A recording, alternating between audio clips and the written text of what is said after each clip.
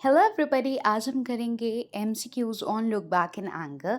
ठीक है, ये पेपर 12 है तुम्हारा, जिसका पी यूनिट 3 है। ये आप पढ़ सकते हो, स्क्रीनशॉट ले सकते हो। हिस्टोरिकल कंटेक्स्ट क्या था, थीम्स एंड मोटिव्स क्या हैं, कैरेक्टर्स कौन से हैं, मैंने पूरा अच्छे से समझा दिया है। अच्छा, ये जो लिखा है that entry of Cliff Allison, ठीक है, क्लिफ कौन था? जिमी का फ्रेंड था, ये सही लिखा है। ठीक है, जिमी का ही फ्रेंड था। तो ये एलिसन जो ऊपर लिखा था ना, ये this is not right. Cliff कौन है भाई? जिमी का फ्रेंड है। हेलिना कौन है? एलिसन की फ्रेंड है, बिल्कुल। ठीक है, फिर क्रिटिक एंड कंट्रोवर्सी, लेगेसी, तुम इसकी समझोगे। ये स्क्रीनशॉट ले लो, ऑलरेडी मैंने पूरा प्ले समझा रखा है।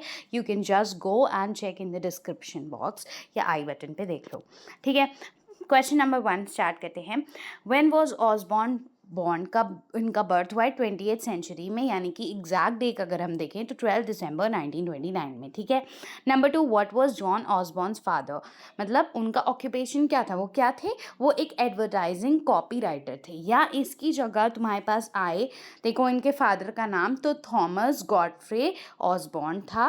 और अगर आए कि इनके क्या क्या काम थे, तो काम में अगर ऑप्शंस में कभी आता है कमर्शियल आर्टिस्ट या एडवर्टीजमेंट राइटर, तो वो भी सही होगा। एंड एडवर्टाइजिंग कॉपी राइटर भी बिल्कुल सही है, ऑप्शन 2 का ऑप्शन सी। ठीक है, third, what was John Osborne's mother? अब उनकी मदर का क्या ऑक्यूपेशन था? वो एक बार में मेड थी, ठीक है, काम करती थी। नील बेट्राइज ग्रोव ऑसबॉर्न नाम था उनका। Number 4, which of the following words below is not written by? कौन सा वर्ड जॉन ऑसबॉर्न ने नहीं लिखा है? पाइग्नेशन नहीं लिखा है, बाकी लुक बैक इन एंगर और एंटरटेनर दोनों ही इनके वर्क हैं, द एंटरटेनर। ठीक है, 5, हु वाज किंग क्वीन? कौन था किंग या क्वीन जब जॉन ऑसबॉर्न की बर्थ हुई थी? George 5th। ठीक है, George 5th। 6, John Osborne died as a result of complication. क्या कॉम्प्लिकेशन था? डायबिटीज़। ठीक है, दिसंबर 24 1994 में उनकी डेथ होती है एट एज ऑफ 65। और उनको क्या था?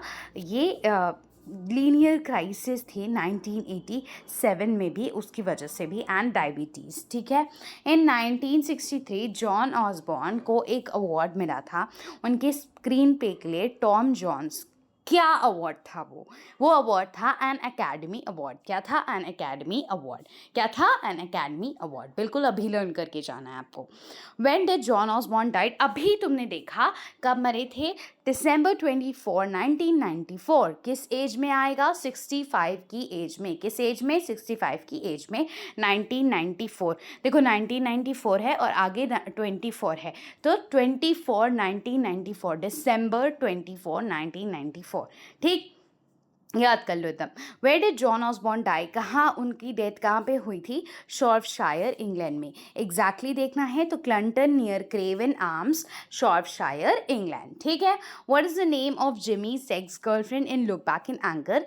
यहाँ लुक बैक इन एंगर के क्वेश्चन शुरू होते हैं, तो कौन है? हेलिना, राइट, अफेयर जिसके साथ था उसका। How does Jimmy react when he sees Cliff and Allison kissing?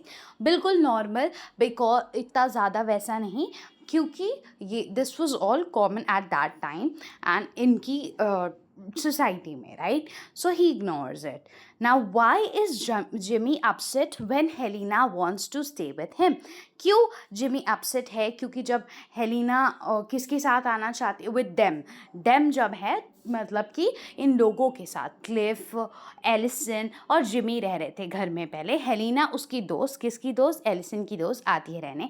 तो क्यों जिमी को बुरा लगता है भाई? इसलिए बुरा लगता है क्योंकि उसे लगता है कि हेलिना को कहीं उठाकर ले ना जाए, मतलब हेलिना को अपनी बातों में फंसला कर ये लेती जाएगी। ये लड़की बहुत चालाक है।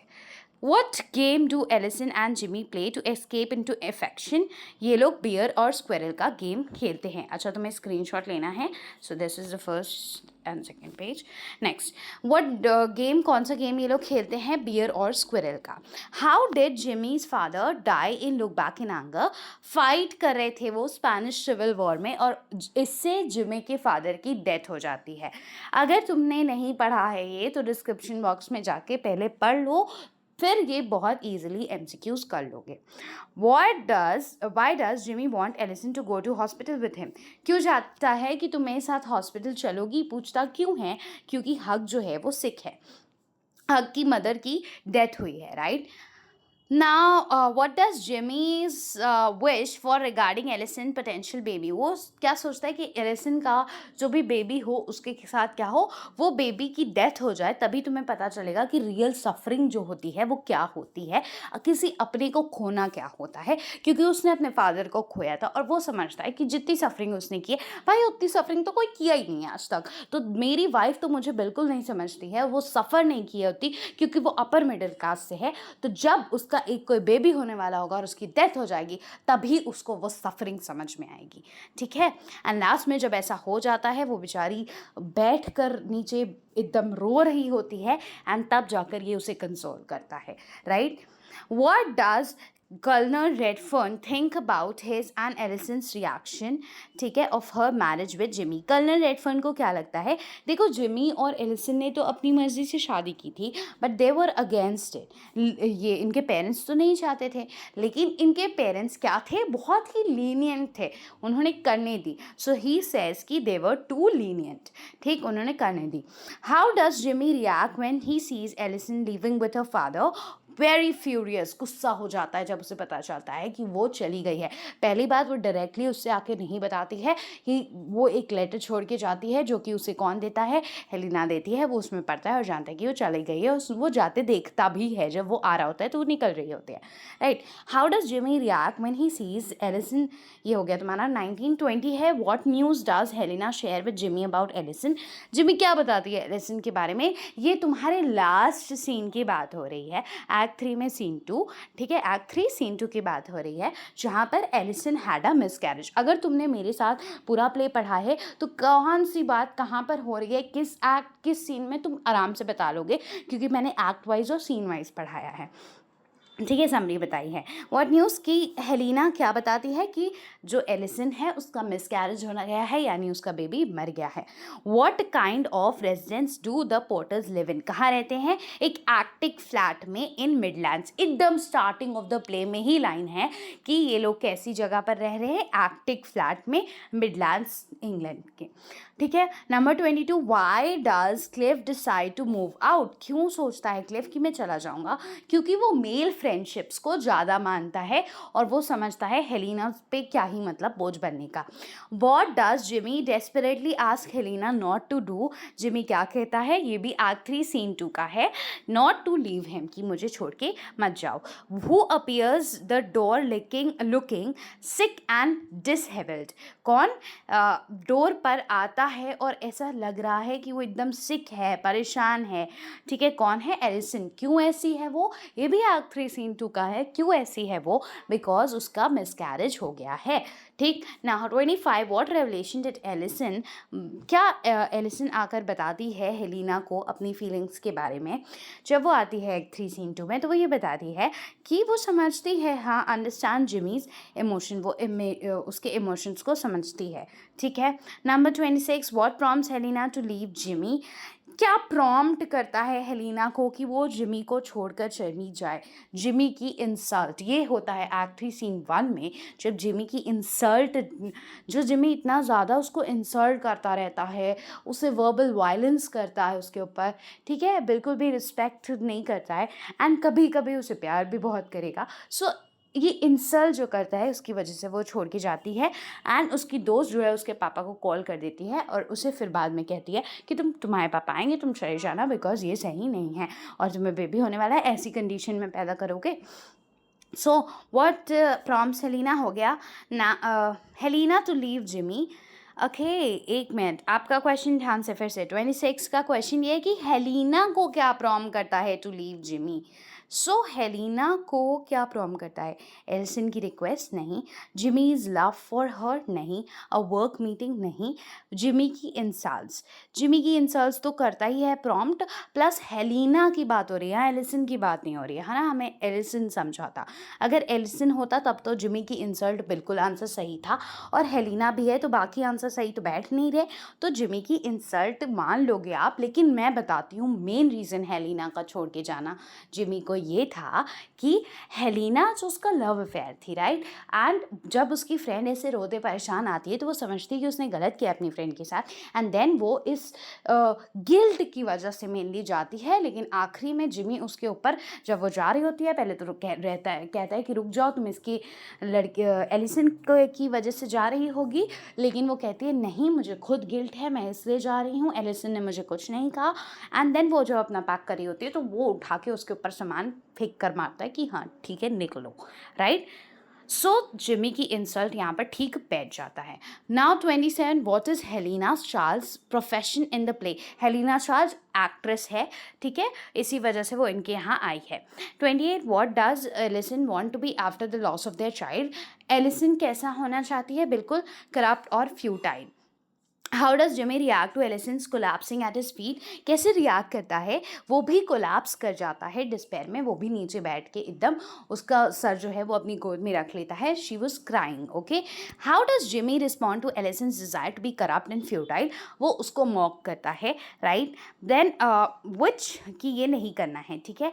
Now which game does Alison and Jimmy play. कैसा गेम ये लोग प्ले करते हैं, बहुत अच्छे समझाया है, बियर और स्क्वेरल का। किसका, बियर और स्क्विरल्स का गेम खेलते हैं। स्क्विरल कौन है, स्क्विरल एडिसन को माना जाता है, और बियर किसको माना जाता है, जिमी को माना जाता है। ये गेम इसलिए खेलते हैं सो दैट एक लाइटफुलनेस आ सके इनके रिलेशनशिप में, एक ऐसा ना हो जो ये इतना सीरियस और वर्बल वायलेंस होता है वो ना हो, और एक काइंड ऑफ लाइकनेस इनके रिलेशन में आ सके, एक बच्चों जैसा हरकत हो सके, राइट।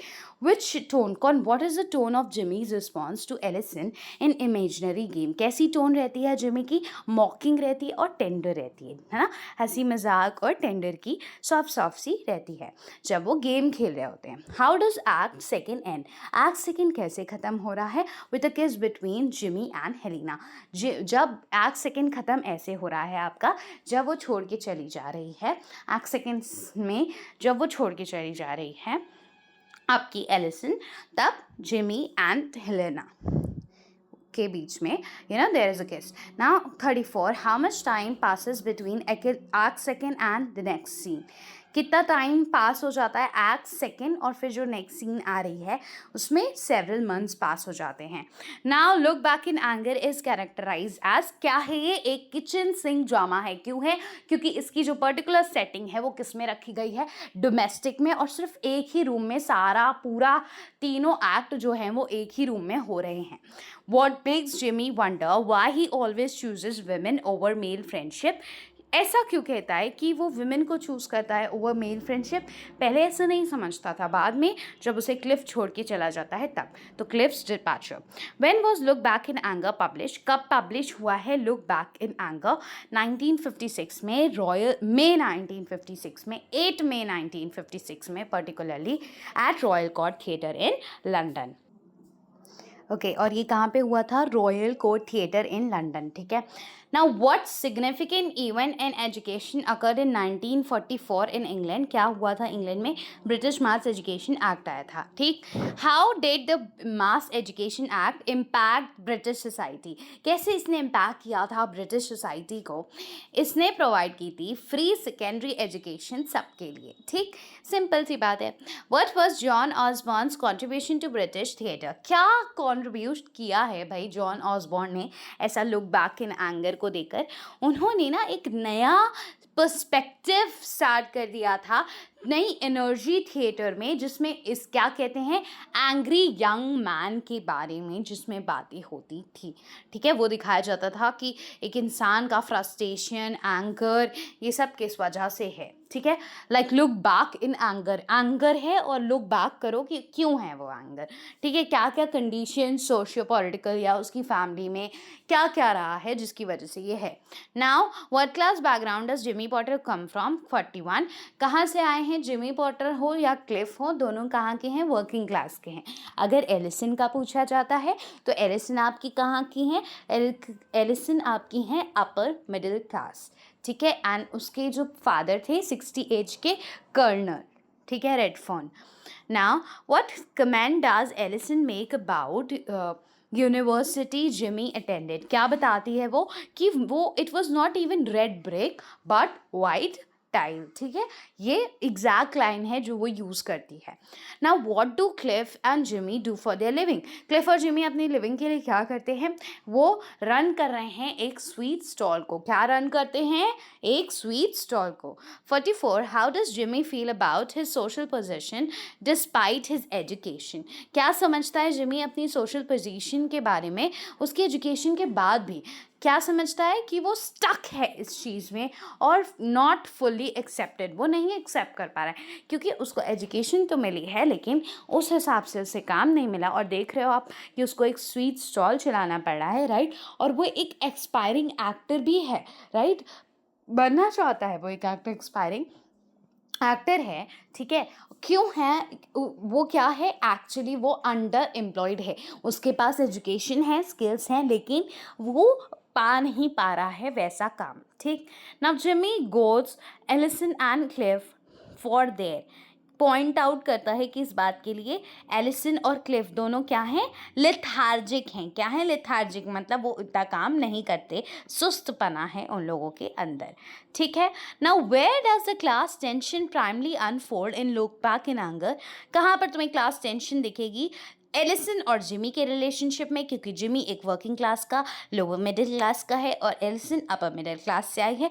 तो जिमी को हमेशा लगता है कि मैंने ही सारे जीवन में स्ट्रगल देखे हैं, भाई एलिसन ने कुछ नहीं देखा है. तो इनके बीच में एक क्लास स्ट्रगल तुम्हें दिखेगा, क्लास टेंशन दिखेगी. Whom does Jimmy call an old plant left over from Edwardian wilderness in Look Back in Anger? Colonel Redfern को कहता है, जो कि एलिसन के पापा हैं, 60 years of age के हैं. What do Jimmy and hug do. Jimmy और हग, हग कौन है, उसका दोस्त है.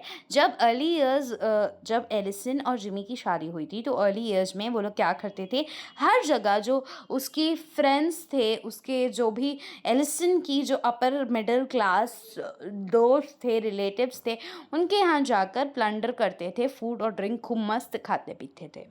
Now how do Ellison and Jimmy attempt to make their relationship work in at the end? कैसे तुम लोग ये सब कुछ नहीं करोगे कि अवॉइडिंग क्लास डिस्कशंस, ये सब नहीं है.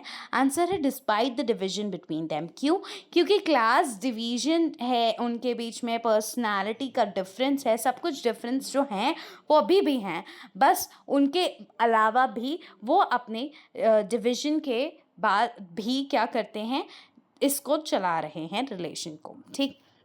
50. What is the underlying sense about the stability of Ellison and Jimmy's relationship? क्या underlying sense है इनके बीच की, stability कैसे है. Built on shaky ground, किस पे built है, एक shaky ground पे जो कभी भी हिल सकता है, जो कभी भी डगमगा सकता है. Now 51. How are truces across class boundaries portrayed in Look Back in Anger? कैसे दिखाया गया है, ये दिखाया गया है कि बहुत ही ब्रीफ और इनएडिक्वेट है. आप इसके बारे में एज सच कुछ जानते नहीं हो, जैसे कि आप इनके रिलेशनशिप को कहो तो it is not that much known कि कितना इनका रिलेशनशिप स्ट्रॉन्ग है, राइट. नाउ क्या, व्हाट डज द प्ले, क्या प्ले सजेस्ट कर रहा है क्लास मोबिलिटी के बारे में इन पोस्ट वर्ल्ड वॉर 2. आप इजीली क्लास मोबिलिटी कर सकते थे उस वक्त, है ना. कैसे कि it brought new challenges and tensions. उस वक्त क्लास मोबिलिटी मतलब कि वर्ल्ड वॉर के बाद क्या हुआ, और ज़्यादा चैलेंजेस आ गए और ज़्यादा टेंशन बढ़ गई थी, ठीक है. तो ये आंसर बिल्कुल सही है, option C. What is Jimmy's reaction to university he attended when compare to Alison's assessment. Jimmy का क्या रिएक्शन होता है जो उसने कमिट की है, उसने अटेंड की है जो यूनिवर्सिटी, तो ही डिसमिसेस एलिसन्स कमेंट. एलिसन का जो कमेंट होता है कि उसकी यूनिवर्सिटी ऐसी सीधी सीधी, वो उस पर डिसमिस करता है, भाई नहीं मानता है. यही तो इन लोग के बीच में कन्फ्लिक्ट्स हैं. Number 54. How does the play depict the struggle between the classes. कैसे दिखा रहा है, मिलिट्री कन्फ्लिक्ट है या बताओ क्या फ्रेंडली कॉम्पिटिशन है, नहीं. पॉलिटिकल डिबेट हो रहा है, नहीं. हारमोनियस को एग्जिस्टेंस, आराम से पीसफुली रह रहे हैं, बिल्कुल भी नहीं. आंसर क्या है, एज अ मिलिट्री कॉन्फ्लिक्ट, जैसे कोई मिलिट्री कन्फ्लिक्ट चल रहा हो. What is the name of Jimmy's friend whom Ellison invites to stay with them. Jimmy's friend whom Ellison invites to stay with them. It is Helena Charles. Helena Charles किसकी friend है? पहली बात तो आपको what is name of Jimmy's friend नहीं होगा, ये Allison की फ्रेंड है। हेलिना किसकी फ्रेंड है? एलिसन की फ्रेंड है। तो क्वेश्चन ढंग से नहीं दिया हुआ है, ठीक है। ये क्वेश्चन क्या होना चाहिए कि एलिसन की फ्रेंड कौन थी, और जिमी उसको बिल्कुल भी इनवाइट नहीं करता है स्टे करने के लिए, ठीक है। जिमी को नहीं पसंद आता स्टार्ट में कि वो स्टे करने आ रही है, ठीक। तो क्या होगा? आंसर होगा हेलिना चार्ल्स, लेकिन क्वेश्चन क्या होना चाहिए कि एलिसन की कौन सी फ्रेंड है जो आने वाली है, ठीक ना। 56, what does the play suggest about the long term prospects of Alison and Jimmy's relationship? कि ये कभी भी फॉल बैक कर सकता है into cycle of anger and fighting. हमेशा इनके बीच, इनके रिलेशनशिप में कभी भी आखिरी में आप देख रहे हो कि हाँ गिर के शी इज़ क्राइंग और वो उसको संभालता है, बट स्टिल अभी भी ऐसा नहीं है। इनके बीच में क्लास डिफरेंसेस और सब कुछ अभी भी हैं, तो इनमें अभी भी लड़ाई झगड़ा एंगर ये सब हो सकता है, बिल्कुल हो सकता है। उसका बिल्कुल प्रोन है ये लोग, समझ रहे हो। Number 57, how does John Osborne's play contribute to the world of British theatre? Obviously ये एक नया लाते हैं, चेंज लाते हैं कि एंग्री एनर्जी और क्लास पर्सपेक्टिव को हम दिखाएंगे। लुक बैक इन एंगर को लाकर ये नई चीज़ आ जाती है ना। अगर तुम्हें स्क्रीनशॉट लेना है तो ये ले लो। सो ये आखिरी में देख लेंगे, राइट, स्क्रीनशॉट्स का। Now what is Jimmy Potter's predominant emotion in look back in anger? Jimmy Potter usually कैसा है भाई? एंगर है उसके अंदर, फ्रस्ट्रेशन है उसके अंदर। Number 59, how does Jimmy's education impact his social acceptance? वो स्टिल है नॉट फुल्ली एक्सेप्ट, अभी भी वो उसको एक्सेप्ट नहीं कर पा रहा है कि उसको जो एजुकेशन मिली है ना, और उसके बाद भी उससे चीज़ें, भाई वो अंडर एम्प्लॉयड है, मैंने बताया ना। How does Jimmy's occupation contrast with his education? He contradicts his education. कैसे? क्योंकि जिमी काम क्या कर रहा है? जिमी एक स्टॉल चला रहा है, राइट, स्वीट स्टॉल चला रहा है, और उसको एजुकेटेड है वो आदमी। एक एजुकेटेड आदमी अगर स्टॉल चला रहा है, दैट मीन्स वो अपनी एजुकेशन से कंट्राडिक्टरी काम कुछ कर रहा है। एक एजुकेटेड आदमी कुछ बनना चाहिए ऐसा, लाइक एक प्रोफेशन में होना चाहिए, या कॉर्पोरेट में मान लो होना चाहिए, okay. Now what does the play suggest about truces across class boundaries? Truces क्या हैं? आपके शॉर्ट टर्म एग्रीमेंट्स हैं, या जैसे अभी सीज फायर हुआ था, लाइक एक छोटे से एग्रीमेंट कि हम हाँ शांति बनाए रखेंगे, ऐसा है ना। वो क्या बताते हैं इस शॉर्ट टर्म एग्रीमेंट्स के बारे में? कि ये ब्रीफ होते हैं और इनएडिक्वेट होते हैं। यही क्वेश्चन ऐसा ही अभी तुमको ऊपर भी देखने को मिला था। कैसे होते हैं ये शॉर्ट टर्म एग्रीमेंट? ब्रीफ और इनएडिक्वेट होते हैं। और मैंने ऊपर बताया ना कि जैसे इनका रिलेशनशिप है, राइट, उनके बीच में जो ये स्टेबिलिटी है ना, वो बहुत कम देर के लिए है। क्या है? बहुत कम देर के लिए है, या ब्रीफ है, छोटी है, और क्या है? इनएडिक्वेट है। बिल्कुल आपको नहीं पता कब कैसे रहेगा, कब ये लोग लड़ाई झगड़ा करने लगे या एंगर हो जाए। भले आखिरी में तुम्हें दिखता है कि चीज़ें सॉल्व हो रही हैं, लेकिन अगेन ऐसा हो सकता है। Okay, how does John Osborne's play challenge the traditional British theatre environment?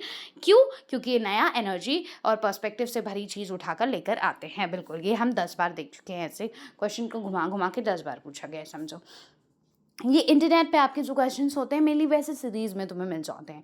What role does education play in Jimmy struggle with his class acceptance? Jimmy क्या रोल प्ले, क्या एजुकेशन प्ले करती है जिमी के struggle में और उसके class के acceptance में, कि वो क्लास को एक्सेप्ट नहीं कर पा रहा है, जो ये क्लास जो डिफरेंस है ये इंटेंसीफाई कर रहा है उसके स्ट्रगल को फॉर एक्सेप्टेंस। क्योंकि वो एडुकेटेड होने के बाद भी, क्योंकि एक लोअर मिडिल क्लास का आदमी है, उसके लिए जॉब पाना बहुत मुश्किल है हो रहा है।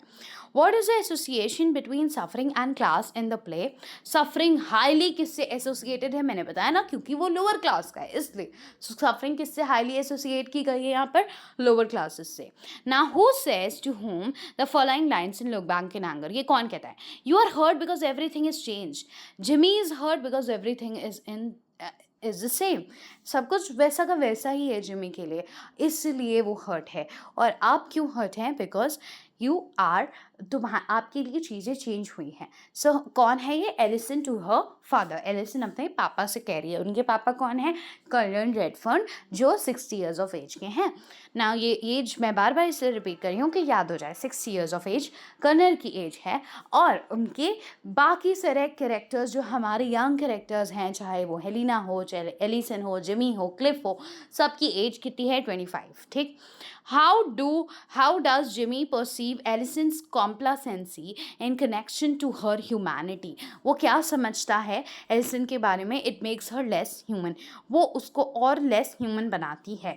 ठीक है, वो ऐसे समझता है कि जैसी वो है और जैसा उसका कनेक्शन है ह्यूमैनिटी से, या जिस क्लास से वो है, वो उसको क्या बनाता है? लेस ह्यूमन बनाता है।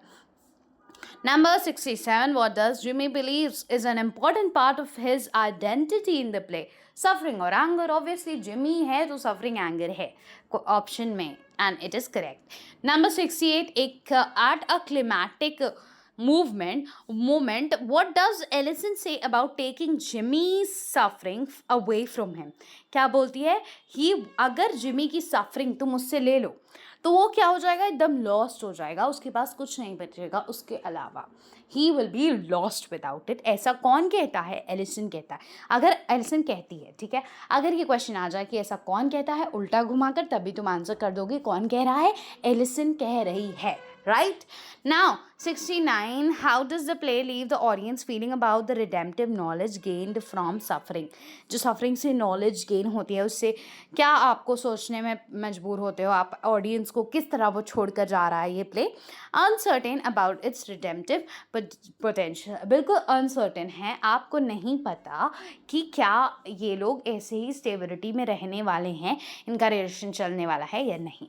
70, what structural element undermines the sense that Jimmy's life is dynamic? कि क्या ऐसा स्ट्रक्चरल एलिमेंट हो रहा है जिससे आपको लग रहा है कि जिमी की जो लाइफ है वो बहुत ही डायनेमिक है? ठीक है, कैसा एलिमेंट है? सर्कुलर स्ट्रक्चर चल रहा है। अब ये सर्कुलर स्ट्रक्चर इसलिए चल रहा है क्योंकि जैसे प्ले की बिगनिंग हो रही है वैसे प्ले की एंडिंग हो रही है। प्ले की बिगनिंग में okay they were together but still they were थोड़ी बहुत चीज़ें चल रही हैं, एंड वैसा ही एंडिंग में भी हो रहा है, right? Although they are together at the end also, but लेकिन स्टिल अभी आपको नहीं पता कि उनका रिलेशनशिप किस डायरेक्शन में जाने वाला है। So it is a circular structure क्योंकि अब उनकी ज़िंदगी फिर से वैसे ही गोल गोल घूमती रहेगी। Okay, How does Osborne describe the impact of Jimmy's vehement energy in the stage direction? Non-committal. क्यों non-committal? क्योंकि वो कमिटमेंट बिल्कुल नहीं रहता। वो अपनी वाइफ से कमिटमेंट, obviously आपकी शादी हुई, and then when she leaves, he is with another woman, okay? Helena. So non-committal. Now, what does Ellison expresses to Jimmy when she wants to be corrupt and futile? एक desire for destruction. A desire for destruction है Allison के अंदर जब उसका baby का miscarriage हो चुका है और वो कहती है कि वो क्या है? करप्ट और फ्यूटाइल बनकर रहना चाहती है। Now, how does Jimmy respond when Ellison expresses her desire to be corrupt and futile? ये सुनकर जिमी कैसा रिस्पॉन्स करता है? वो उसको हेल्पलेसली सिर्फ देख रहा है, वो एक तरह से टूट कर गिर रही है, and he is watching him helplessly, और वो इतना बोल नहीं रहा है उस वक्त। ठीक है, तो मैं देखिएगा कि यूजुअली प्ले में वो बहुत बोल रहा है, इस वक्त ही इज़ क्वाइट शांत। ठीक है। What does the play suggest about the channelling of Jimmy's anger in political direction? क्या सजेस्ट करता है ये जिमी इतना ज़्यादा ऐसा क्यों है? इसका एंगर पॉलिटिकल डायरेक्शन में कोई बात है इसकी? नहीं, he does not challenge it in political direction में, वो चैलेंज नहीं कर रहा है। ठीक। According to the play, where does Jimmy's anger dissolve into? Jimmy का एंगर कहाँ डिजॉल्व होता है? एक diffuse attack on many fronts. Obviously वो बहुत ज़्यादा अटैक्स करता है। Now, what does Jimmy's belief give lower class people insight that upper class people lack? क्या है जिमी के अंदर जो लोअर क्लास में दिखाता है कि होता है और अपर क्लास में जो है नहीं होता है? That is suffering. उसको लगता है एलिसन सफ़र नहीं करती किसी भी चीज़ से, उसे पता ही नहीं है सफरिंग क्या होती है, ऐसा उसे लगता है। 77, how does the play suggest Jimmy's view Alison's connection to life? Jimmy का क्या व्यू है कि इलेक्शन की क्या एडिसन की क्या कनेक्शन है लाइफ से, so he is diminished by her complacency. Complacency क्या है, फीलिंग ऑफ कमिटमेंट या सेल्फ सेटिस्फैक्शन जो एलिसन की है खुद से, वो उससे डिमिनिश्ड है, ठीक है। Now what does Alison believe, क्या एलिसन सोचता है कि Jimmy will be without the suffering, क्या होगा जिमी सफरिंग के बिना। अभी तुम्हें बताया गया था, क्वेश्चन ऊपर ही था, क्या होगा, वो एकदम लॉस्ट हो जाएगा, उसके पास कुछ नहीं बचेगा, क्योंकि उसके पास मेनली क्या है, उसकी सफरिंग ही है। Now 79, what is the name of Mrs Tanner son, Mrs Tanner की सन का क्या नाम है, मिसेस टेनर की इस प्ले में डेथ भी हो गई है, उनके सन का नाम है हग, जो कि सिक है बिकॉज उनकी मदर की डेथ हो गई है।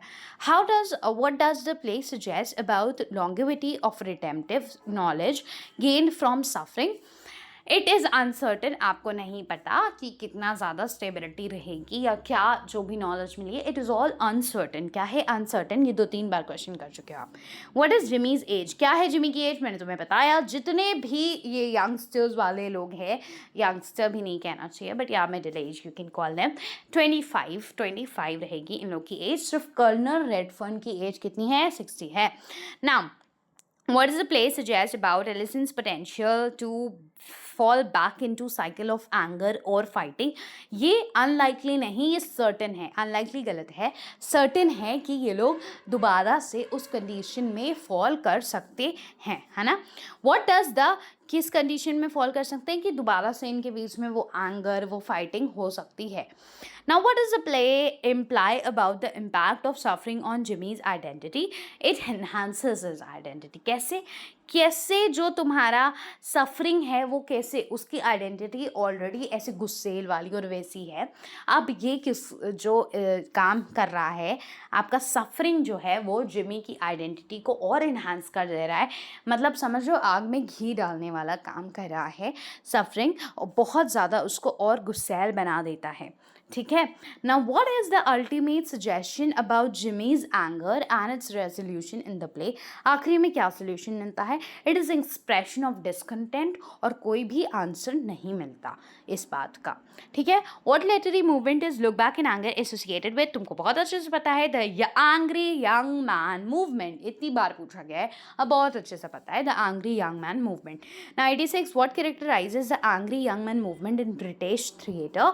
Working class जो है ऑथर हैं वो राइट कर रहे हैं अबाउट किसके बारे में, डिसइल्यूजमेंट, सब कुछ जो टूटा बूटा बिखरता हुआ है उसके बारे में वो बात कर रहे हैं। What does Jimmy's complain about regarding political causes in 19s, है ना, क्या ब्रिटेन की, वो क्या बताता है कि एब्सेंस ऑफ गॉड है और ब्रेव कॉजेज हैं। How does Helena 88, how does Helena describe Jimmy's sense of time?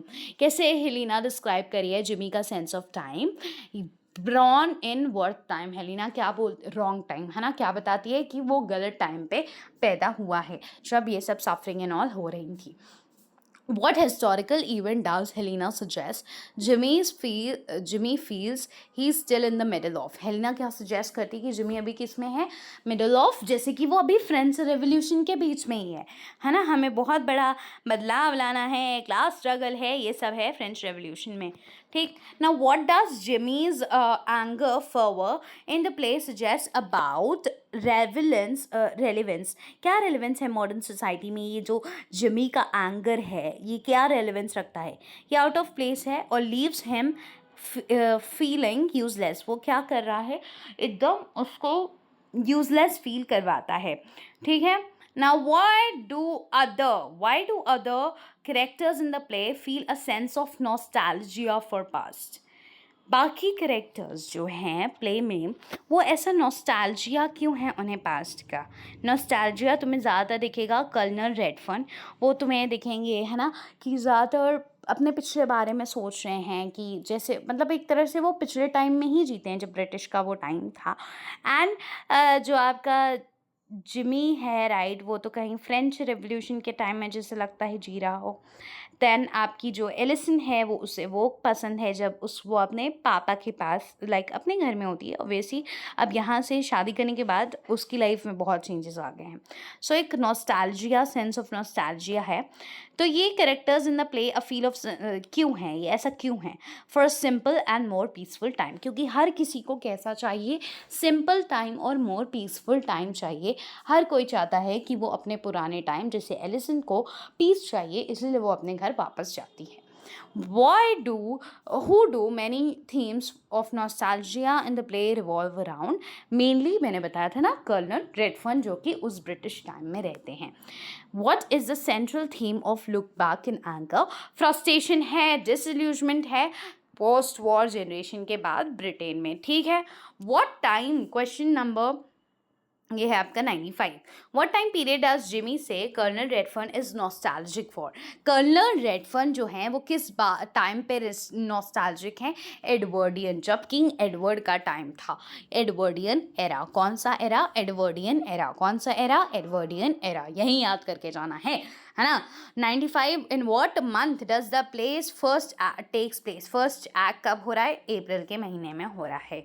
In what kind of room do Potters live? Potter कहाँ रहते हैं? एक एक्टिक रूम में। ये तुम्हें बार बार दिया हुआ है। एक्ट 1 सीन 1 में ही ये चीज़ डिस्क्रिप्शन जब बताता है, स्टार्ट में ही बता दिया जाता है, एक एक्टिक रूम में रहते हैं ये लोग, ठीक है, और एक ही कमरा है इनके यहाँ।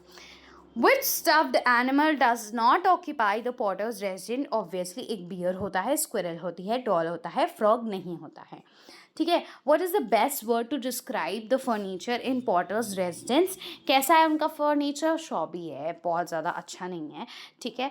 How old is Cliff? कैसा है? क्लिफ की क्या एज है? किसी भी एज पूछी जाए या इन लोगों में, मिडिल एज वालों में, क्या है? 25 है। Which word does Osborne use to describe Cliff? कि क्लिफ के लिए क्या यूज़ कर रहे हैं? लेथार्जिक। क्या मानते हैं वो? क्या है? सुस्त है। और ये मेनली लेथार्जिक उसको कौन कहता है? मेनली आपका जिमी कहता है इसको लेथार्जिक। और इसलिए भी बिकॉज ये डांटता भी रहता है जिमी कि मेरे पेपर सब क्रिंकी हो जाते हैं, ढंग से कोई रखता नहीं है, किसको यहाँ पेपर की कदर नहीं है ढंग से, मतलब पेपर भी फोल्ड करना नहीं आता किसी को यहाँ पे। Which character, 101 question, which character is described as demanding other people's love? Cliff. Okay, now what domestic activity is Alison performing when the play look back in anger open हो रहा है? तो वो क्या कर रहा है? वो आयरन कर रहा है क्लोथ्स को। क्या कर रहा है? कपड़े प्रेस कर रही है, आई मीन, हाँ, ओके, एलिसन कपड़े प्रेस करी। और तुम ये देखोगे जब एलिसन छोड़कर चली जाती है ना, तो भी तुम्हें कौन प्रेस करते हुए दिखेगा बाद में? हेलेना प्रेस कर रही है तब, मतलब कोई औरतें जो है वो डोमेस्टिक वर्क में तुम्हें दिखेंगी। Now what are Cliff and Jimmy doing at the beginning of the play? क्या कर रहे हैं वो? न्यूज़पेपर रीड कर रहे हैं, उसी में हल्ला उल्ली कर रहे हैं और एक दूसरे पे फाइटिंग फूटिंग कर रहे हैं, ठीक है। नंबर 104 क्या कर रहे हैं? याद रखना, रीडिंग पेपर्स या न्यूज़पेपर्स, ठीक है। 104 व्हाई डज जिमी से he will never be fat? क्यों जिमी कभी भी फैट नहीं होगा? अच्छा, जिमी जब बार बार चाय मांग रहा है ना, सो ही इज़ लाइक, बोलता है अभी तो तुमने इतने कप्स पिए हैं, है ना। कौन बोलता है? आपका क्लिफ बोलता है। सो जिमी कहता है कि मैं फ़ैट नहीं होऊंगा, क्योंकि क्लिफ बोलता है कि तुम मोटे हो जाओगे, है ना। तो कहता है मैं फ़ैट नहीं होऊंगा। क्यों नहीं होऊंगा? क्योंकि मैं सब कुछ बर्न अप कर देता हूँ। ही बर्न्स एवरीथिंग अप। ये कोटेशन में इसलिए लिखा हुआ है क्योंकि ये एग्जैक्ट लाइन तुम्हारे प्लेस से उठाकर रखी गई है, ठीक। ही बर्न्स एवरीथिंग अप, याद रखना। Number 105 which session of the paper is Jimmy particularly disgusted about? क्या नहीं पसंद है उसको? Books reviews. Why does the Bishop of Bromley encourage all Christian support? क्या सपोर्ट करो आप? एस बॉम को सपोर्ट करो, ऐसा वो मानते हैं, कहते हैं। Now what activity does Ellison suggest for them all to do? क्या वो कहते हैं कि संडे आफ्टरनून, यहाँ संडे लिखा है, ठीक है, एस से संडे, यहाँ पर आफ्टरनून को आपको क्या करना चाहिए? Go to a movie. क्या करो? एक मूवी के लिए जाओ, मूवी देखते हैं, right. What does Ellison offer to do for Cliff to help him look back? वैसे ये मूवी का सजेस्ट करती है लेकिन कोई देखने जाता नहीं है। और बात दूसरी है दैट, पहली बात कि Jimmy is not at all interested कि मैं वहाँ पे जाकर सीट पे बैठ के उनको देखूँ, है ना, मूवी देखूँ। एंड सेकेंडली बारिश भी होने लगती है तो ये लोग नहीं जाते हैं। What does Alison offer to do for Cliff to help him look better? क्या करती है वो? क्या ऑफर करती है कि मैं लाओ क्या कर दूँ, मैं तुम्हारी इन पैंट्स को प्रेस कर दूँ जो बहुत अजीब सी हो गई हैं, तो वो प्रेस कर देगी, थोड़ा बहुत सही कर देगी जिससे कि वो बेटर लगने लगेगा। कौन? क्लिफ। कौन करता है प्रेस उसके लिए? Alison. Number 109, in which country did Alison's father live and work before retiring to England? कहाँ पर? इंडिया में। Which friend of Allison's might come over and visit in first act? Webster शायद आए और उन लोग को विजिट करे, और वेबस्टर उसका एक ऐसा इकलौता ऐसा फ्रेंड है, याद रखना ये क्वेश्चन बन सकता है। वेबस्टर इकलौता ऐसा फ्रेंड है एलिसन का जो कि जिमी को थोड़ा पसंद है, ठीक है, वो सही लगता है, उस आदमी सही लगता है। Jimmy believes that it is pretty dreary living in what age? The American age. कौन सी एज में रहना प्रिटी ड्रेडी है? अमेरिकन एज में। किस एज में? अमेरिकन एज में। What word does Jimmy not use to disparage Allison's family? It is vicious. Vicious word नहीं यूज़ करता है, बाकी सारी वर्ड उसकी फैमिली की बेइज्जती करने में यूज़ करता है। कौन? जिमी। किसकी? एलिसन की फैमिली। हाँ, उसके मायके वालों की, ये ना मेनली उसके फादर एंड मदर की बात होती है, उनके बारे में कहता है।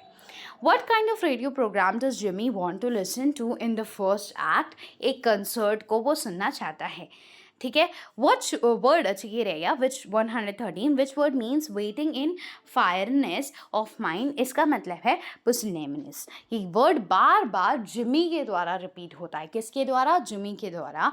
pusillanimous, pusillanimous, ठीक है। ये क्या है? बार बार रिपीट होता है जिमी के द्वारा, और इसका मतलब क्या है? wanting in fireness of mind। okay, now 115, which What injury? कौन सी इंजरी एलिसन को सस्टेन करती है when Jimmy and Cliff accidentally crash into her? मैंने बताया ना, न्यूज़पेपर ये लोग पढ़ रहे हैं, एक्ट 1 की बात हो रही है। ये एक्ट 1 सीन 1 में तुम्हारा न्यूज़पेपर ये लोग जब पढ़ रहे हैं एंड फिर उसके बाद ये न्यूज़पेपर लड़ाई करने लगते हैं ना। जो तुम्हारा क्लिफ है वो बहुत ज़रा उसको हक करने की कोशिश करता है ना, बदतमीज़ी से तानिया से छेड़ रहा है उसको, किसको? जिमी को, है ना। और इस बीच में ये लोग, वो उसको फेंक गिराता है फिर जिमी को, ठीक है, गिरा देता है क्लिफ। एंड देन क्लिफ को जब जिमी गिराता है तो वो जाकर उसके पास, एलिसन के पास गिरता है। एलिसन क्या कर रही थी? एलिसन कपड़े प्रेस कर रही है, तो उसको क्या लग जाता है? वही प्रेस लग जाती है, कहाँ पर? उसके आर्म में। तो उसका क्या हो जाता है? Burned arm. पूछा जाएगा क्वेश्चन में कि उसका क्या जला था? आर्म जली थी। क्या जला था? आर्म जली थी, ठीक। Now what secret does Alison confine to Cliff in the first act? की क्या कन्फाइन मतलब बताना, खोलना, क्या सीक्रेट वो खोलती है फर्स्ट एक्ट में एलिसन? किसके सामने? क्लिफ के सामने। जब अब यही उसके चोट लगती है तो वो आपका जिमी चला जाता है नेक्स्ट रूम में, एंड ये यहाँ पर उसकी पट्टी कर रहा होता है, और तब ये बता दिए she is pregnant. Okay, why Jimmy angry at? क्यों जिमी एंग्री है एलिसन पे अपनी वेडिंग नाइट पे? क्योंकि वो उसको पता चलता है कि ये क्या है? वर्जिन है, ये वर्जिन है, और फिर भी ये एंग्री है। अजीब आदमी है, राइट? यस, अजीब है। Okay, 118, how many rooms does the Potters apartment have? 1। एक ही रूम है, मैंने कितनी बार बताया, एक ही रूम है। 119, विच of the following do not? यहाँ पे डू नॉट होना चाहिए। क्यों मैंने डू नॉट लगाया? क्योंकि आप पहले ही एक्ट में देखोगे जब डिस्क्रिप्शन दिया है, ठीक है, प्ले पढ़ोगे, पहले ही एक्ट में जब डिस्क्रिप्शन दिया है पूरी चीज़ें दी हैं कि एक गैस स्टोव भी है उनके यहाँ, चेस्ट ऑफ ड्रॉर्स भी है उनके यहाँ, एक लेदर आर्म चेयर भी है उनके यहाँ, एक क्या 2 लेदर आर्म चेयर हैं बल्कि, ठीक है। तो क्या नहीं है उनके पास? होना चाहिए क्वेश्चन, क्या नहीं है? टेलीविज़न यहाँ पर नहीं दिया था, पूरा ढंग से टेलीविज़न का नाम नहीं दिया हुआ है, ठीक है। तो नहीं में अगर आ जाता है तो टेलीविज़न कर दोगे। What is Cliff surname? Cliff का क्या सरनेम है? लुइस। क्लिफ लुइस, ठीक है। क्या सरनेम है? Cliff Lewis. क्या सरनेम है? क्लिफ लुइस, याद रखना। Okay, 121, how many leather arm chairs do Potters have? अभी बताया कि एक नहीं बल्कि 2 हैं। ओके, लेकिन अगर एक आ जाता है तो वो गलत नहीं है कि हाँ एक तो है ही है ना भाई, 2 हैं और एक भी है। Okay, now what secret does Alison confine to Cliff? क्या बताती है? हर प्रेगनेंसी, अभी हमने डिस्कस किया। Which does Jimmy think is of bad quality in this chapter? क्या है? न्यूज़पेपर्स, और उसमें भी आपके जो बुक जर्नल्स होते हैं वो, ठीक। तो आप क्या करोगे इसमें? ये सारे गलत हैं, ठीक है। बाकी क्वेश्चन जो टेलीविज़न दिया है इसकी जगह इन्हें न्यूज़पेपर्स देना चाहिए था या फिर बुक जर्नल्स देना चाहिए था। Which part of Alison does Cliff kiss her hand, ये एक्ट 1 में हो रहा है। Where does Cliff put Alison's finger, वो ऐसे मजाक मस्ती में उसकी फिंगर्स अपने मुंह में दबा लेता है, राइट? कौन? क्लिफ एलिसन के, ठीक है। नाउ 126 इन John Osborne's look back in anger 1956 England is depicted as an emasculated nation. कैसा नेशन? एन इमैस्क्यूलेटेड नेशन दिखाया गया है। और ये प्ले कब पब्लिश हुआ था और कब परफॉर्म किया गया था? 8 मई 1956। ये फैक्ट्स याद रखने हैं हमें। 127 the play look back in anger may be considered as a pioneer of angry young man movement. इससे सारे ऑप्शंस पढ़ो, बिल्कुल सब सही हैं, अभी तो हमने डिस्कस भी किए हैं, all options are correct. Now 128 the misogynistic attitude of protagonist Jamie Potter in Osborne look back in anger is informed. किससे इन्फॉर्म होता है कि वो इसके जो मिसोजिनिस्टिक अजीब सा ये जो बिहेवियर है, ये जो विमेन को ढंग से नहीं ट्रीट कर रहा है, ये जो इतना एंगर है, ये सब किसकी वजह से है? इट इज़ बिकॉज उसने childhood memories of his absent father होना चाहिए। आंसर क्या होना चाहिए? एब्सेंट फादर, जो कि यहाँ नहीं दिया है, इसलिए आंसर होना चाहिए none of the options are correct, ठीक है। एब्सेंट मदर नहीं, एब्सेंट फादर होगा, ठीक। तो ये जो इसमें सीरीज में दिया है ऑप्शन है वो नहीं होगा, क्या होगा? डी होगा, क्योंकि आंसर क्या होना चाहिए?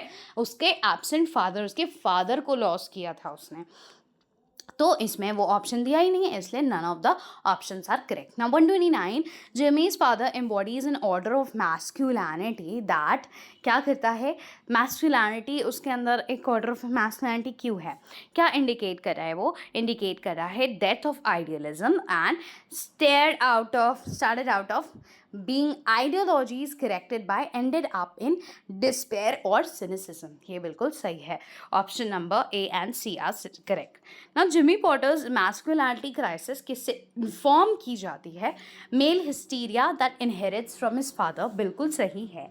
लेकिन सोशो कल्चर कंडीशन जो थी उस टाइम, कॉलोनाइज नेशन की, उसकी वजह से भी कहीं ना कहीं है आपका।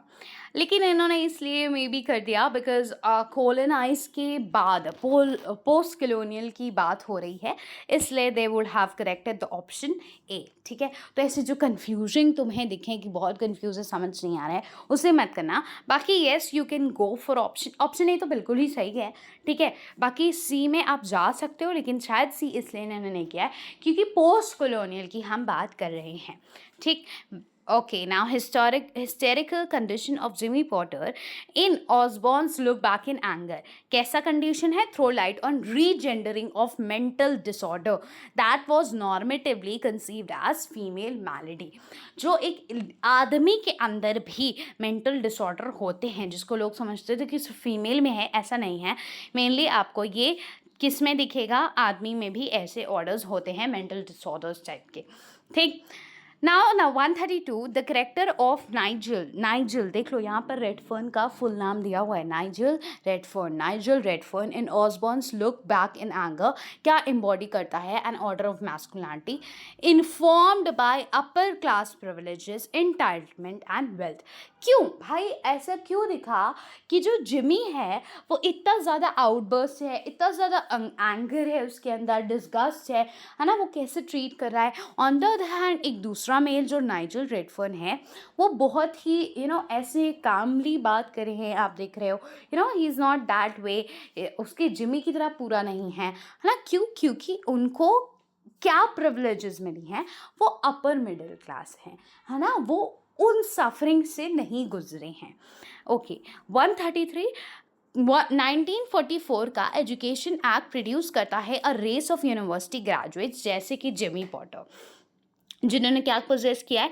The intellectual cultural capital, but lack क्या करते हैं? Financial agency for social mobility.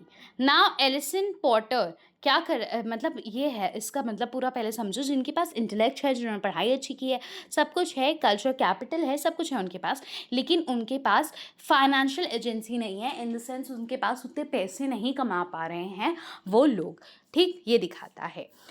134 Alison Potter in Look Back in Anger is depicted as that as dash that Jimmy Potter marries in order to take revenge on the privilege of middle class people. अच्छा, ऐसा Allison को लगता है। Allison जब अपनी शादी की कहानी बता रही होती है तो वो पूछती है हेलिना को, हेलिना पूछती है फिर उसने क्यों ही तुमसे शादी की थी, तो एलिसन ऐसा कहती है कि मुझे तो लगता है इसलिए बिकॉज कि ये जो अपर क्लास से जो इसके अंदर भावनाएं थी जलन की या जो उसकी गलत है ना, वो लोग सारे प्रिविलेज उठा रहे हैं, रिवेंज लेना था इस आदमी को और इसलिए उसने की थी। ठीक है, तो अ क्लास बेस्ड कमोडिटी है ना। तो एलिसन पॉटर को कैसा दिखाया गया है जिसकी वजह से ये समझती है, उसको एक क्लास बेस्ड कमोडिटी की तरह लाया गया, उसको एक ट्रॉफी वाइफ की तरह लाया गया कि ये लोग ये एक ट्रॉफी है, उसने हर जगह उसको ऐसा पेश किया, उसके सारे रिश्तेदारों के यहाँ गए ये लोग, हग भी इसका दोस्त और जिमी, और जाकर क्या किया इन लोगों ने, खूब ज़्यादा खाना पीना खाया, तो एक तरह से इसका हर जगह इसकी कहते हैं ना नाक कटवाने वाला काम किया है ना, हर जगह जाके इसकी बेइज्जती करवाने की कोशिश की। ये खुद चाहती थी कि कोई ना कोई रिश्तेदार इसका दौर बंद कर दे उस मुंह पे, लेकिन किसी ने ऐसा नहीं किया बिकॉज ऑब्वियसली वो एक क्लासिक पीपल थे। ठीक है, और तो एक elegant upper middle class women की तरह, हाँ तो ये सारे ऑप्शन सही हैं। 135 who is worth a half dozen Helenas to Jimmy in look back in anger, Cliff को कहता है। Okay, 136 in the play Look Back in Anger, the worn tweed jacket, the smoking pipe और armchair किस लिए use की गई हैं, so that एक metonymic markers of middle class masculinity दिखाई जा सके, दैट जिमी पॉटर एस्पायर करता है अचीव करने के लिए, इसलिए ये सब चीज़ें दिखाई गई हैं ना। जिमी पॉटर का जो ये अटेम्प्ट है कि वो नॉलेज ऑफ वर्ल्ड पॉलिटिक्स जान सके, यूज़ ऑफ यूनिवर्सिटी रिटोरिक जो उसके पास है, वो तुम्हें देखिएगा कुछ मोनोलॉग्स देता है ना, उनमें कुछ पोएम्स सुना रहा है, डायलॉग्स दे रहा है। ठीक है, ये क्या रिफ्लेक्ट कर रहा है कि एक वर्किंग क्लास मैन कैसे एस्पायर करता है, ये आदमी क्या एस्पायर कर रहा है, एस्पायर मतलब क्या, एस्पिरेशंस, आपकी ड्रीम्स होती हैं, आप क्या बनना चाहते हो, क्या बनना चाहता है, ये भी बनना चाहता है, एक एक्टर बनना चाहता है, एक बढ़िया क्लासिक मैन बनना चाहता है, राइट। सो एक to perform as a middle class gentleman की तरह वो भी बनना चाहता है, लेकिन बिकॉज ऑफ हिज सफरिंग वो कहता है कि वो परेशान रहता है, ये वो हुआ है, सफरिंग हुई है, उसने मौत देखी अपने फादर की इतनी कम एज पे, and all of because of all of this वो क्या है, ऐसा है। In the look back in anger play में आपको क्या, although Alison marries a working class man Jimmy Porter, she is able to retain her elegant elitism, Alison's gender identity throws light on. तो इसका क्वेश्चन का मतलब है Allison है, भले उसने एक वर्किंग क्लास आदमी को उसके साथ मैरिज करा है, लेकिन तुम उसके जब कपड़े देखोगे प्ले में, वो मतलब तभी मेंटेन करने की कोशिश कर रही है अपनी वो जो एलीट क्लास होता है ना, अपर क्लास वाली जो चीज़ें होती हैं, लाइक एक प्रॉपर ड्रेसअप में रहना, अच्छे से मेकअप करती रहती है वो, तुम्हें ये सब दिखेगा करते हुए।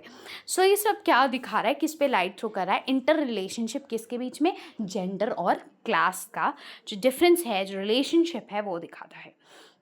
एलिसन की मैरिज टू जिमी पॉटर में बी इंटरप्रेटेड एज कैसा dash as her situatedness from an elite empirical lady to working class woman, क्या दिखाता है, एक एलिवेशन हुआ है उसका, कि या फिर एलिवेशन हुआ है क्या भाई, पहले वो बंदी एक अपर क्लास की थी, अब नीचे क्लास में आई है ना, है ना, तो ये एलिवेशन तो नहीं हुआ है, सबवर्जन हुआ है, गिरावट हुई है और एक प्रॉब्लम क्रिएट किया है उसकी लाइफ में।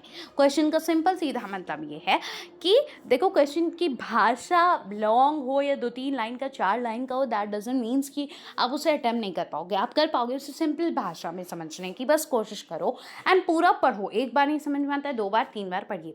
सो एलिसन की मैरिज की जो जिमी पॉटर के साथ हो गई, ठीक, तो ये क्या आपको दिखा रहा है कि उसकी जो सिचुएशन है, पहले वो भाई एक एलीट क्लास में थी, एलीट क्लास मतलब अपर मिडिल क्लास में अपने पापा के घर पे थी, राइट, उसका तब रहने का तौर तरीका सब कुछ अलग था। अब वो किसके साथ शादी हुई है भाई, एक वर्किंग क्लास आदमी जिमी के साथ शादी हुई है, तो उसका जो चीज़ है ये क्या दिखाता है, उसकी शादी के बाद क्या हुआ बताओ, क्या उसका एलिवेशन हुआ है, एलिवेशन मतलब बढ़ावट नहीं हुआ है, सबवर्जन मतलब गिरावट हुई है ना, और प्रोमेटाइजेशन हुआ है, प्रॉब्लम्स आई हैं उसकी लाइफ में, ठीक। तो option option B and C दोनों सही हो जाता है। Okay, so 150 the women in look back in anger are, women look back in anger में क्या की जाती हैं? अटैक की जाती हैं, पजेस की जाती हैं। देखा तुमने स्टार्टिंग में जिमी किसको पजेस किया, जैसे एज अ ट्रॉफी वुमेन दिखाया, ट्रॉफी वाइफ दिखाया, किसको? अपनी वाइफ को, एलिसन को, और फिर बाद में जब हेलिना होती है तो उसे भी जैसे लगता है वो पजेस करता है, ठीक है। और ये मैस्कुलिनिटी दिखाता है किसकी?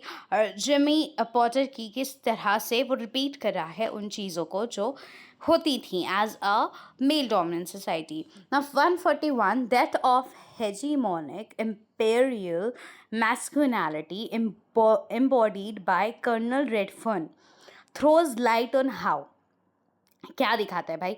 ये जो एम्पेरिकल मैस्कुलिनिटी एम्बॉडी होती है वो कर्नल रेडफर्न में इतना तुम्हें क्यों नहीं दिखा? वो क्या दिखा रहा है कि जेंडर आइडेंटिटी जो है is configured and reconfigured by socio political condition. उनकी कंडीशन मैंने तुम्हें बताया ना, वो अपर क्लास की कंडीशन है भाई। तो वो इतने ज़्यादा ऐसे आदमी नहीं बने जो बहुत एंगर करता हो, जो बहुत डिस्गस्टिंग हो, ऐसा नहीं बना वो, क्योंकि उसके पास ये प्रिविलेज था। और gender identity is not informed by class identities, नहीं, ये इन्फॉर्म होती है, इज़ इमेज्ड बाय, इसी से द्वारा प्रभावित होती है। मतलब आपकी जेंडर आइडेंटिटी या आप किस तरह के बनोगे, या आप बहुत ज़्यादा ऐसा मेस्कुलिनिटी गंदी वाली दिखाओगे, ये किससे डिपेंड करता है कि आपकी क्लास आइडेंटिटी क्या थी। अगर आप एक अपर उसके थे तो फिर जैसे कर्नल रेडफर्न थे वैसे होगे, इतने ज़्यादा डिस्गस्टिंग एंगर वैसा नहीं। और अगर एक लोअर मिडिल क्लास आदमी जो बहुत सफ़र कर रहा है वो ऐसा हो जाता था, ठीक है। 142 in Osborne's look back in anger the acts are performed in a claustrophobic setting. Closeness of the setting जो थी वो क्या दिखाती है? डिकेंडेंट और डिप्लीटेड सोशियो पॉलिटिकल कंडीशन किसकी? पोस्ट एम्पेरिकल इंग्लैंड की। अब इतना ज़्यादा क्लोजनेस क्या मतलब? Acts are performed in close settings का मतलब आप समझ रहे हो कि एक सिंपल से रूम में आपकी सेटिंग रखी गई है। क्या है सेटिंग? सिर्फ एक रूम है बस, है ना, उसी में सब कुछ है, तुम्हें दिख रहा है। तो दैट इज़ वॉट एक घर है, वो एक घर क्या, एक रूम बराबर, ठीक।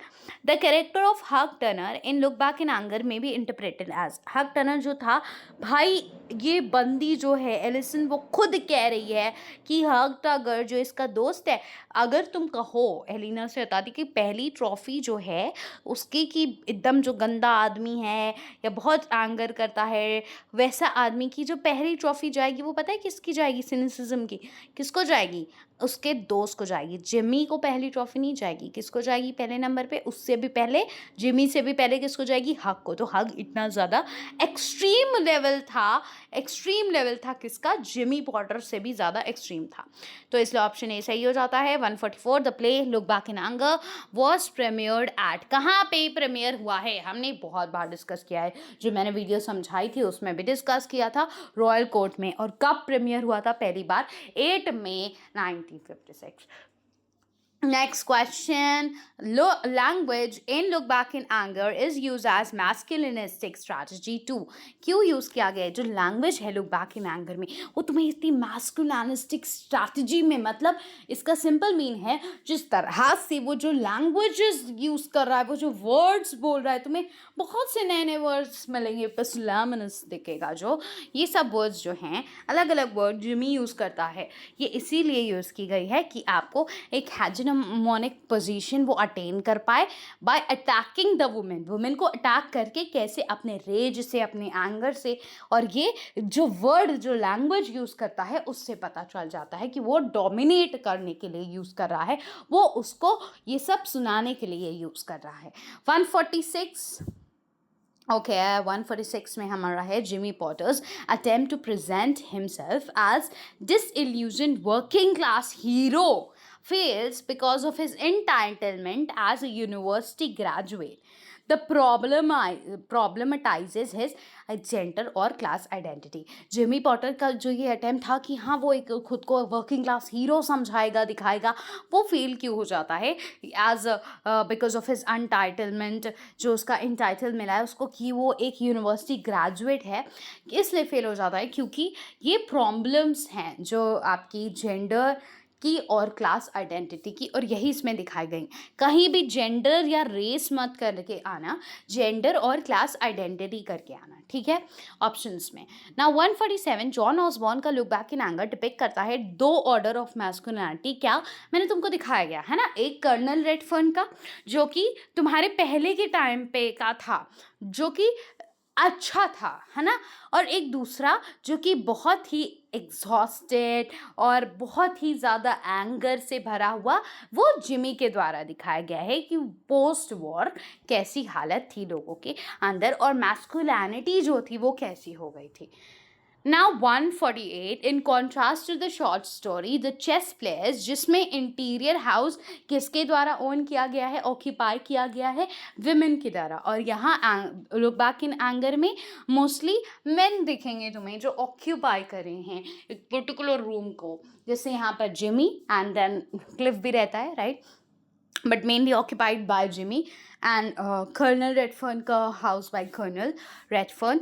ये ट्रांजिशन क्या दिखा रहा है, सबसे पहले रीजेंडरिंग ऑफ डोमेस्टिक स्पेस हो गई है कि जेंडर जो है लुक बैक इन एंगर में, है ना, पहले डोमेस्टिक स्पेस कौन ओन कर रहा है, लुक बैक इन एंगर में ओन कर रहा है मेल, लेकिन जब वहाँ की बात हो रही है आपके दूसरे प्ले चेस प्लेयर्स की, शॉर्ट स्टोरी की, तो फिर कौन ओन कर रहा है, विमेन।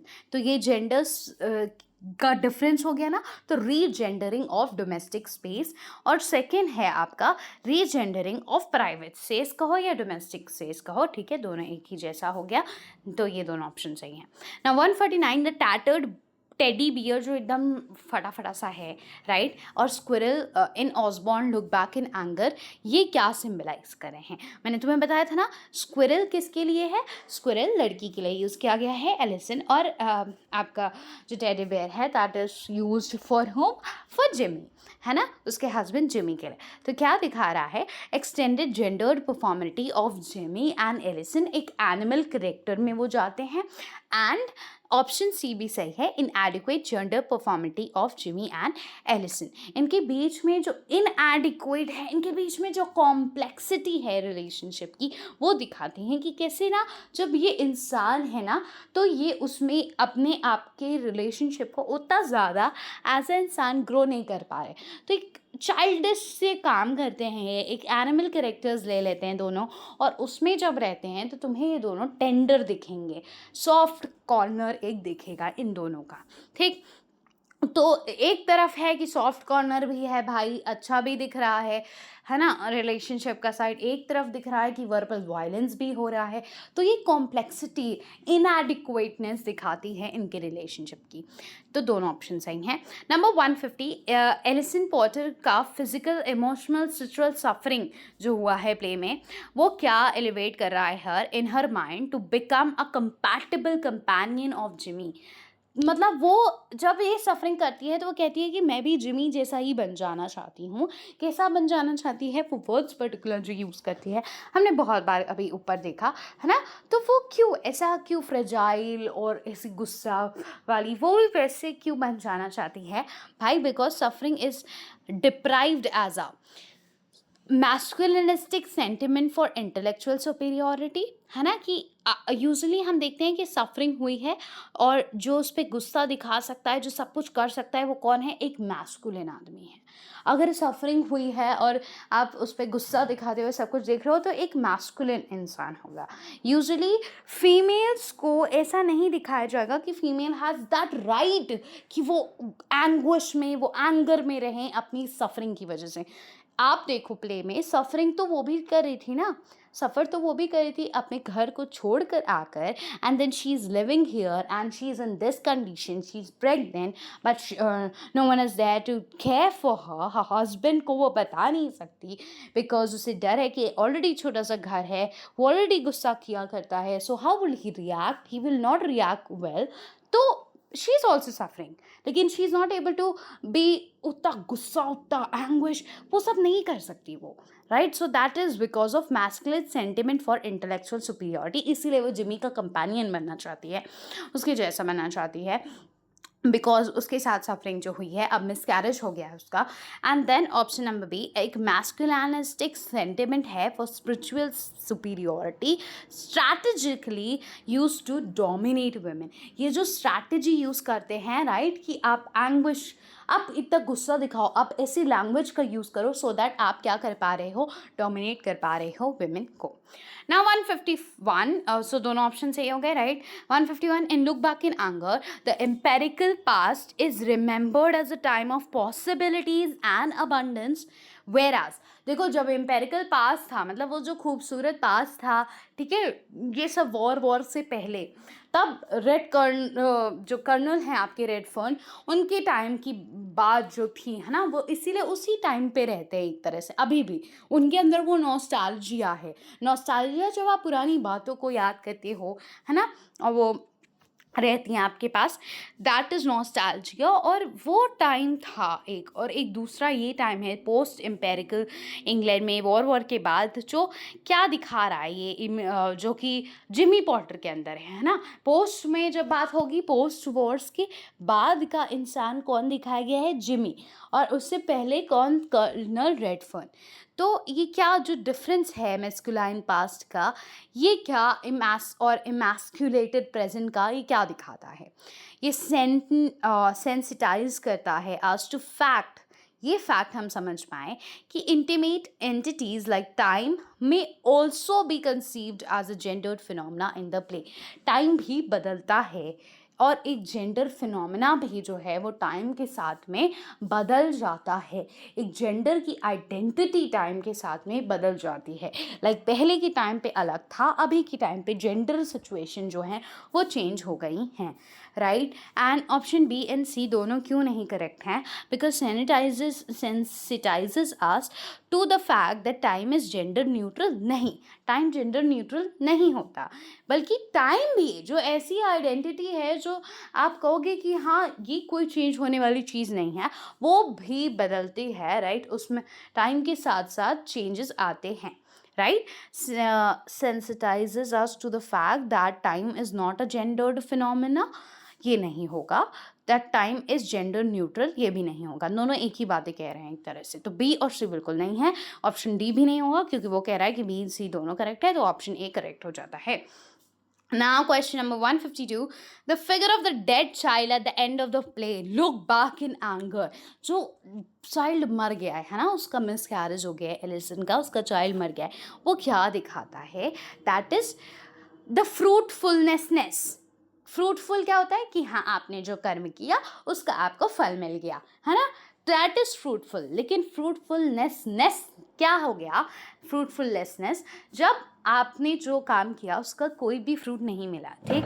और इनइफेक्चुअल जिसका कोई इफेक्ट नहीं मिला, कुछ फ़ायदा नहीं हुआ, ठीक है। Masculinity of post imperial England. Post imperial England कौन दर्शाता है, जिमी पॉटर। तो आपके अंदर जो भी मैस्कुलिनिटी थी वो, उसका कोई फ़ायदा नहीं हुआ एंड में, है ना। वो गुस्साया, उसके ऊपर सब कुछ हुआ, वो छोड़ के चली गई, एंड इसका लॉस किसका हुआ, एट द एंड लॉस तो दोनों का हुआ ना, उनका बेबी मर गया, राइट। सो कोई फ़ायदा नहीं हुआ। दैट शोज़ कि आपकी लड़ाई का, आपके झगड़े का, आपके चिल्लाहट का, आपकी डोमिनेंस का, ये जो आप मैस्कुलिनिटी दिखाना चाहते हो इसके थ्रू, इसका कोई फ़ायदा नहीं होता। बल्कि जो कर्नल रेडफर्न के टाइम का था, जो एम्पेरिकल इंग्लैंड उसके पहले का था, या आप बात करो कि मैस्कुलिनिटी ऐसी नहीं होनी चाहिए, राइट। जहाँ पर आप एंगर करे हो, जहाँ आप ऐसा करे हो, ऐसी नहीं होनी चाहिए। आपको समझना चाहिए, आपको चीज़ें कामली देखनी चाहिए, अपनी सफरिंग में भी समझना चाहिए, बिकॉज एट द एंड अगर आप समझोगे तभी that will be fruitful. Calmly act करोगे, वर्क करोगे, तभी फ्रूटफुल होगा। नहीं करोगे तो यही होगा जो यहाँ हुआ, फ्रूटफुलनेस दिखेगी, है ना, फ्रूटफुलनेसनेस दिखेगी कि कुछ फ़ायदा नहीं निकला, एट द एंड मिसकैरेज हो गया, एट द एंड सब कुछ ख़त्म हो गया। आपने तो जो लॉस किया ही था, आपके फादर तो चले ही गए थे, अब आपका बच्चा भी चला गया। जिमी एंड एलिसन्स कंपैटिबिलिटी कैसा दिखाया गया है, कंपैटिबिलिटी को इन दोनों के बीच में कैसी है, इनएडिक्वेट है, कॉम्प्लेक्स है, कितनी बार वही चीज़ें आई हैं, इनएडिक्वेट है, कॉम्प्लेक्स है, जेंडर आइडेंटिटीज़ हैं इनकी। ना 154 in act second, okay, act second के सीन थर्ड, ओके ये क्या है भाई, Jimmy says to his wife you are very beautiful squirrel but you are none too bright either. ऐसा क्यों कहता है वो, राइट? तो ये दिखा रहा है दैट ही इज़, वो उसको ऑब्जेक्टिफाई कर रहा है, सेक्सुअली बोल रहा है, एंड देन ये भी है कि तुम इतनी ज़्यादा इंटेलेक्चुअल नहीं हो, उस पर क्वेश्चन उठा रहा है, ठीक है? So that is option number ए सही है। Sexist binarist understanding is re-inscribed in the end of the play by prioritizing male rhetoric. ठीक, got it? Now next 155 Helena Charles quick shift. Helena Charles का ये जो क्विक शिफ्ट हो गया, पहले वो जिमी की मिस्ट्रेस बन गई and then to a middle class women foregrounds. क्या दिखाता है ये दिखाता है कि कितनी ईजिली आप मोबाइल हो सकते हो, आप मतलब चेंज हो सकते हो of middle class value system, और म्यूटेबिलिटी किस तरह से ये ख़त्म हो गई है। ये जो वैल्यू सिस्टम है बिल्कुल भी ऑलमोस्ट समझिए नहीं है उतना वैल्यू सिस्टम आपके मिडिल क्लास में। Like 156 in act 3 scene 2 Helena क्या कह रही है, सेज टू एलिसन को कह रही है what's the matter with you, ये साउंड एज दो you were coating him all the time. जिस हिम यहाँ पर किसके लिए यूज़ किया गया है, जिमी के लिए। जिससे लगता है तुम्हारी बातों, सारी बातों में तुम जिमी के वर्ड्स बोल रही हो या उसको कोट कर रही हो। ऐसा क्यों लगता है? ये ऐसा इसलिए लगता है, वो बार बार उसके वर्ड्स इसलिए कोट करती है क्योंकि वो बहुत ज़्यादा उसके वजह से डोमिनेटेड है वो उसके द्वारा, है ना। इमोशनली, रिटोरिकली हर फीमेल इंडिविजुअलिटी, जो उसकी खुद की इंडिविजुअलिटी थी, खुद की पहचान है, वो इन्वेड कर दी गई है बाय जिमी पॉटर। उसका पूरा कंट्रोल जो है, एक तरह से आप कह सकते हो, जिमी पॉटर पे आ गया है। वो उसको चर्च तक नहीं जाने दे रहा है। और जब आप ये बात जानते हो ना, ये वर्ड आता है कि ये लाइन आती है, राइट, कि तुम्हें याद है तुम चर्च लास्ट टाइम कब गई थी पता है, जब उसकी शादी हुई थी इसके साथ। सो यू कैन इमेजिन उसके बाद से वो चर्च नहीं गई। तो इतना ज़्यादा उसके ऊपर डोमिनेंस था, ठीक है, जिमी का। तो उसके जो इमोशनली वो पूरा उसकी जो फीमेल आइडेंटिटी थी, इंडिविजुअलिटी, खुद की जो वो पहचान थी, वो पूरी इन्वेड कर दी गई थी, हटा दी गई थी, कह सकते हो, by Jimmy Porter. And option B क्या है, emotionally and rhetorically her female individuality is reconfigured दोबारा से किसके द्वारा बना दी गई है, by Jimmy Porter's world view. Jimmy किस तरह वर्ल्ड के बारे में सोचता है, जिमी को क्या लगता है, क्या सही है, क्या गलत है, क्या करना चाहिए, क्या नहीं करना चाहिए, उसके अकॉर्डिंग उसकी आइडेंटिटी को बना दिया गया है। वो वैसी भाषा बोलती है। ऑप्शन सी भी देख लेते हैं क्या है भाई जो गलत है। Emotionally and rhetorically she has manage to retain her middle class individuality, कि किसी भी तरह उसने किसी भी कंडीशन में क्या अपनी वो इंडिविजुअलिटी जो है, उसकी जो खुद की आइडेंटिटी है, खुद की पहचान है, उसको बरकरार रख पाई है वो। नो, ये आंसर नहीं होगा, ऑप्शन नंबर ए बी होगा। वैसे वो थोड़ा सा बस अपनी स्टाइल जो एलिट क्लास की है वो रख पाती है, बट यहाँ पे जब तुम्हें क्वेश्चन पूछा गया कि वो उसको बार बार कोट क्यों कर रही है, तो ऑप्शन ए और बी बिल्कुल सही होगा, इस वजह से क्योंकि उसकी खुद की आइडेंटिटी डोमिनेट की गई है बाय जिमी पॉटर।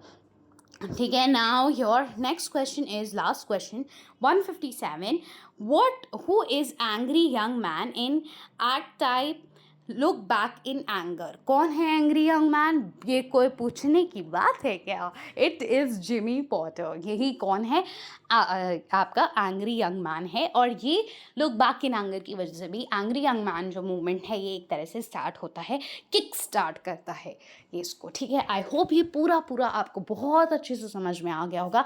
हमने 157 MCQs किए हैं एंड आपको इस पूरे प्ले में कॉन्फिडेंस मिल गया होगा कि अब भाई कुछ भी पूछिए हम बिल्कुल बता लेंगे। जब आपने वो वाली वीडियो जिसमें मैंने पूरा प्ले समझाया है, act wise scene wise summary दी है एंड ये पूरे 157 क्वेश्चन कर लिए हैं, so there will be no doubt related to any question related to it. I hope अब बहुत बढ़िया समझ में आया है। लो, अगर आपको स्क्रीनशॉट लेना है तो मैं एक बार स्टार्ट से आपको दिखा देती हूँ and you can also take the screenshot for revision later. ठीक है।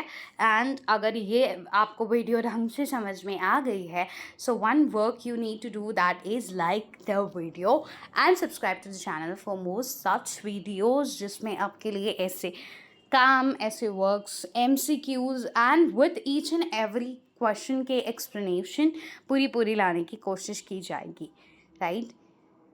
सो you can take the screenshots now, जल्दी से स्क्रीनशॉट ले लो। ये 37 to 43 हो गया आपका। Okay, page number 28, page number 29, page number 30। अगर कोई रह जा रहा है, अगर नहीं ले पा रहे हो किसी का स्क्रीनशॉट, तो स्पीड कम करके 1.x से भी कम करके आप ले सकते हो आराम से। वैसे I am going a bit slow, but या ऑलरेडी हमारा काफ़ी टाइम इसमें गया है, right. So let's do it quickly. 33, page number 34, 35, this 36, 37, 38। बहुत सारे MCQs हमने बिकॉज इसके किए हैं। सो अब कोई सच डाउट रहना नहीं चाहिए, एंड इससे रिलेटेड कोई भी समझने वाले ऐसे क्वेश्चन आ रहे हैं तो उसको फटाक से कर लेना, ठीक है। 42 हो गया, 43, this is 44 and this is your last page. ये ले लिया and this. Okay, thank you so much for being here till now. अगर आप अभी तक हो, you're really serious about your studies, and yeah, be like this only and subscribe to this channel for more such videos. और जितनी भी मेहनत लगी भाई उसे सफल कर दो, एक लाइक तो बनता है, right? Thank you so much.